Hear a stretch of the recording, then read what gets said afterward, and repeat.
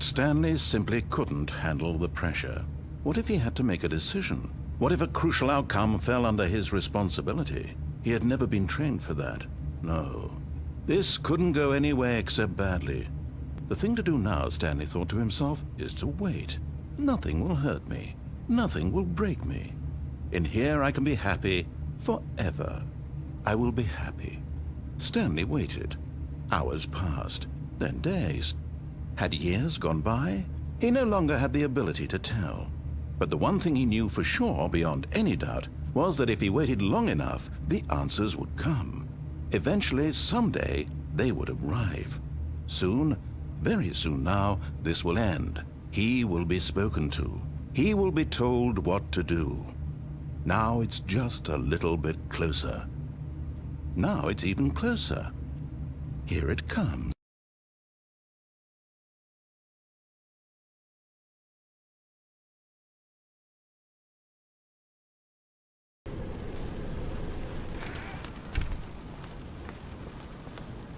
Okay, I think we all...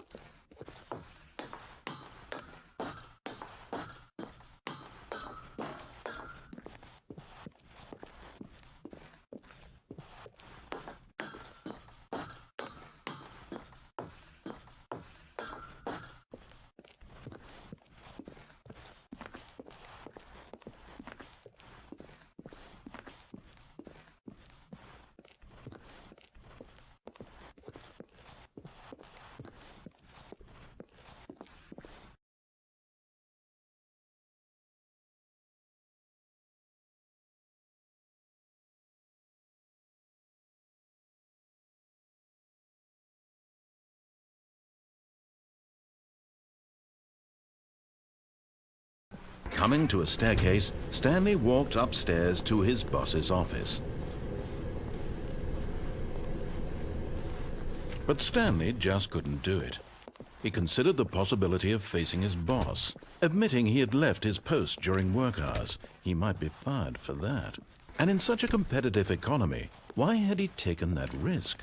All because he believed everyone had vanished? His boss would think he was crazy. And then something occurred to Stanley.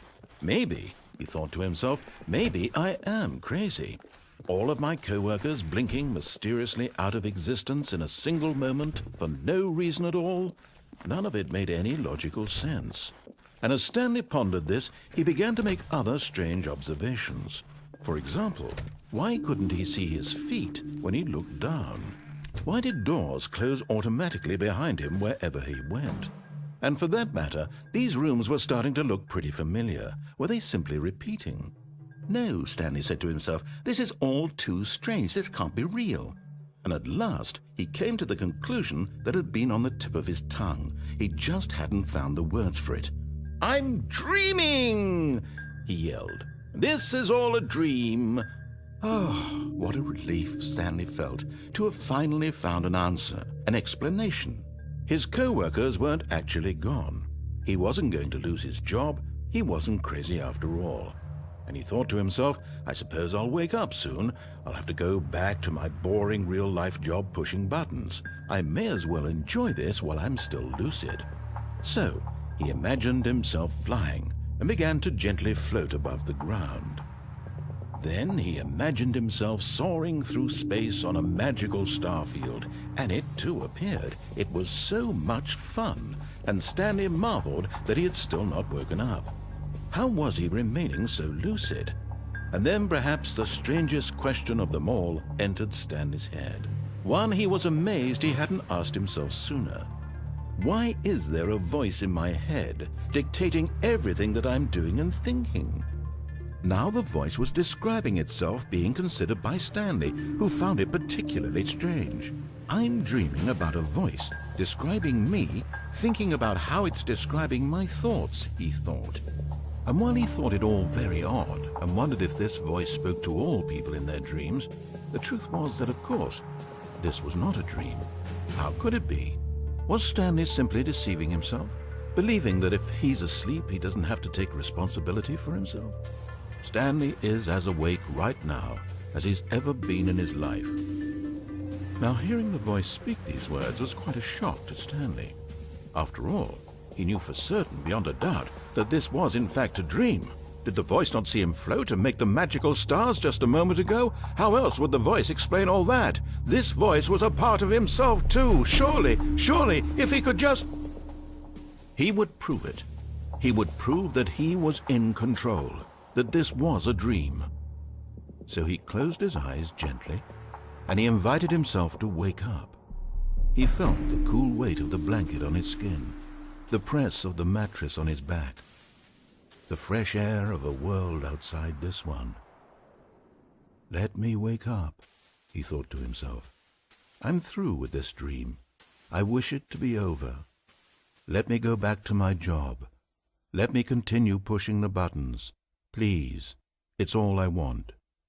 I want my apartment and my wife and my job. All I want is my life exactly the way it's always been. My life is normal. I am normal. Everything will be fine. I am okay.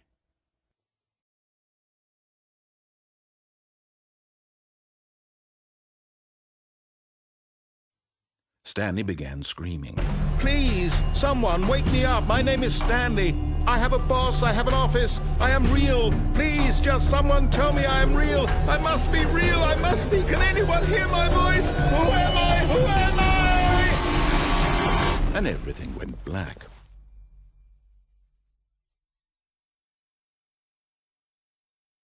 This is the story of a woman named Mariella. Mariella woke up on a day like any other.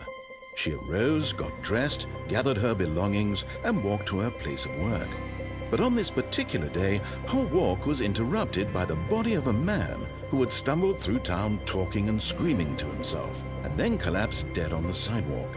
And although she would soon turn to go call for an ambulance, for just a few brief moments she considered the strange man. He was obviously crazy. This much she knew. Everyone knows what crazy people look like.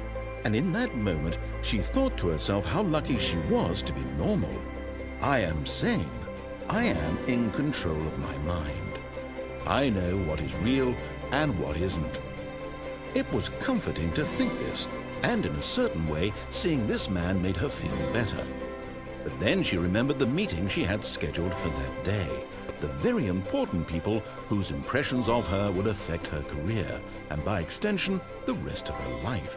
She had no time for this, so it was only a moment that she stood there, staring down at the body. And then she turned and ran.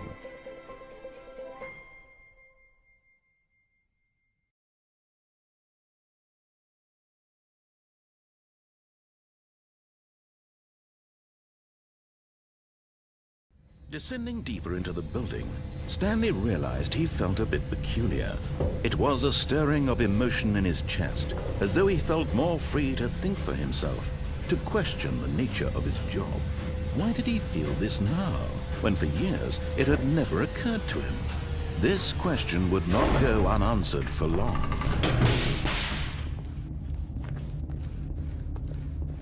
Stanley walked straight ahead through the large door that read Mind Control Facility.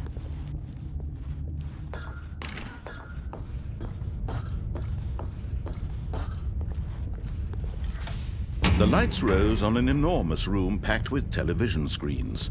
What horrible secret did this place hold? Stanley thought to himself. Did he have the strength to find out?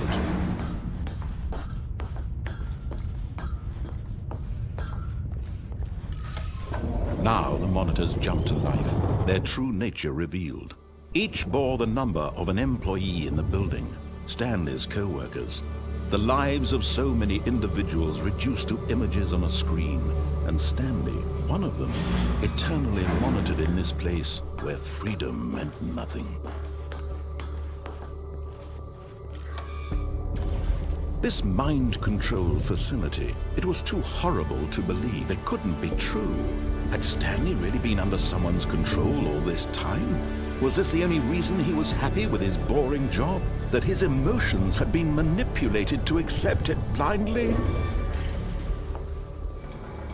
No, he refused to believe it. He couldn't accept it. His own life in someone else's control? Never! It was unthinkable, wasn't it? Was it even possible? Had he truly spent his entire life utterly blind to the world? But here was the proof, the heart of the operation. Controls labeled with emotions, happy or sad or content. Walking, eating, working, all of it monitored and commanded from this very place. And as the cold reality of his past began to sink in, Stanley decided that this machinery would never again exert its terrible power over another human life. For he would dismantle the controls once and for all.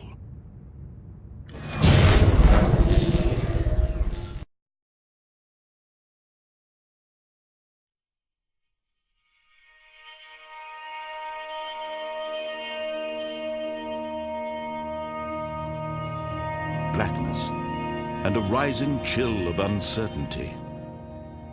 Was it over?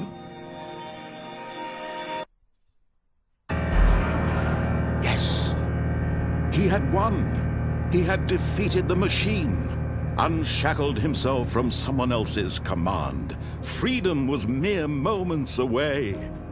And yet, even as the immense door slowly opened, Stanley reflected on how many puzzles still lay unsolved. Where had his co-workers gone? How had he been freed from the machine's grasp? What other mysteries did this strange building hold? But as sunlight streamed into the chamber, he realized none of this mattered to him. For it was not knowledge or even power that he had been seeking, but happiness. Perhaps his goal had not been to understand, but to let go. No longer would anyone tell him where to go, what to do, or how to feel. Whatever life he lives, it will be his. And that was all he needed to know. It was perhaps the only thing worth knowing. Stanley stepped through the open door. Stanley felt the cool breeze upon his skin, the feeling of liberation, the immense possibility of the new path before him. This was exactly the way, right now, that things were meant to happen. And Stanley was happy.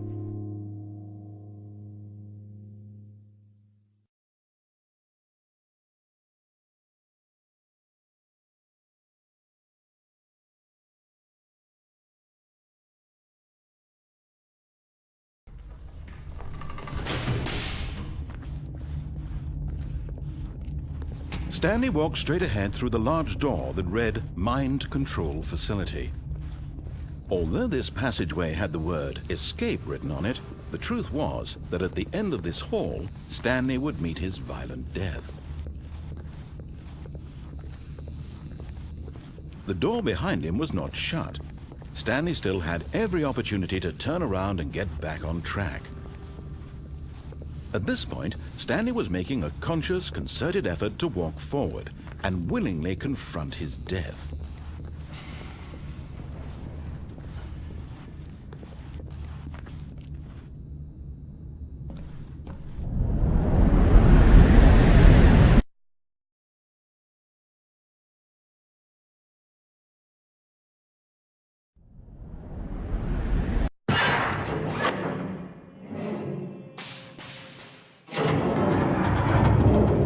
As the machine whirred into motion and Stanley was inched closer and closer to his demise, he reflected that his life had been of no consequence whatsoever.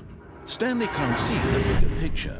He doesn't know the real story, trapped forever in his narrow vision of what this world is. Perhaps his death was of no great loss, like plucking the eyeballs from a blind man. So he resigned and willingly accepted this violent end to his brief and shallow life. Farewell, Stanley.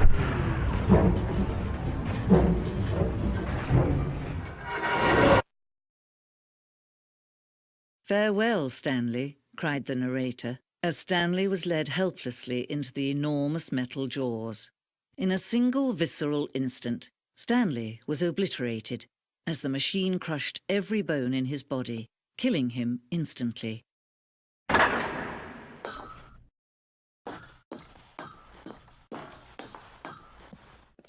And yet it would be just a few minutes before Stanley would restart the game, back in his office, as alive as ever. What exactly did the narrator think he was going to accomplish? When every path you can walk has been created for you long in advance, death becomes meaningless, making life the same. Do you see now? Do you see that Stanley was already dead from the moment he hit start?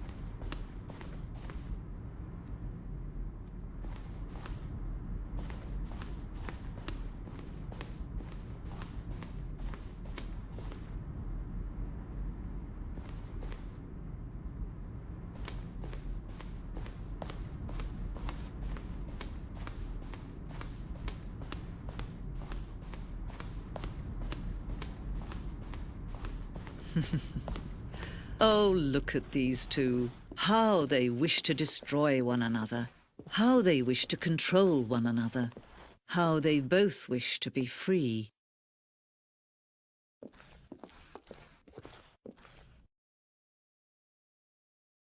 Can you see? Can you see how much they need one another? No, perhaps not. Sometimes these things cannot be seen. But listen to me. You can still save these two. You can stop the program before they both fail. Push escape and press quit.